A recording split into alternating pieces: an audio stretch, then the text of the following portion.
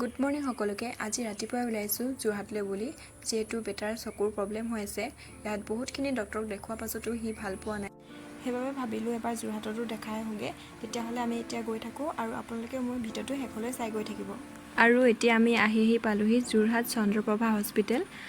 এতিয়া আমি বেটাক ভালদৰে দেখাই লওঁ, যিহেতু আমি ৰাতিপুৱাই ওলাইছিলোঁ আৰু আমিয়ে ফাৰ্ষ্ট পালোহি, সেইবাবে ইয়াত হস্পিটেলত মানুহ অহাই নাই।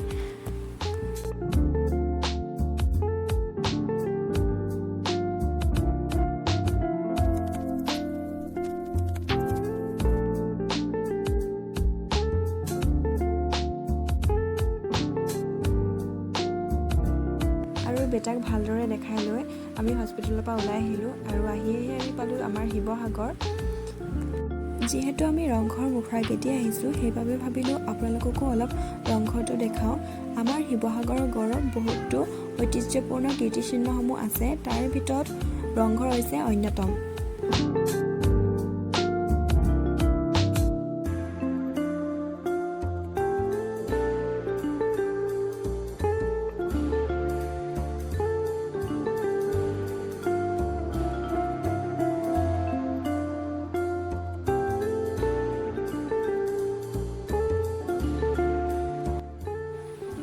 আৰু এতিয়া আমি আহি পালোহি শিৱসাগৰৰ আদিত্য হস্পিটেল। যিহেতু বেটাক দেখাই সোনকালে হ'ল আৰু মোৰো চেকআপ এটা আছিলে, ইয়াতে কৰাই লওঁ।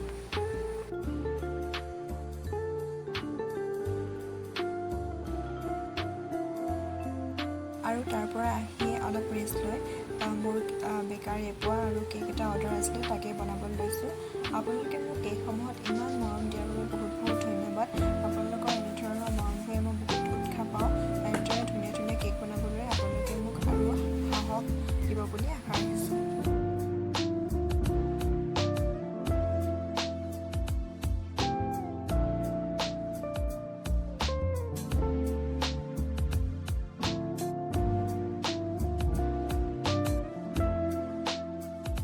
আৰু এয়া হৈছে ফাইনেল লুক।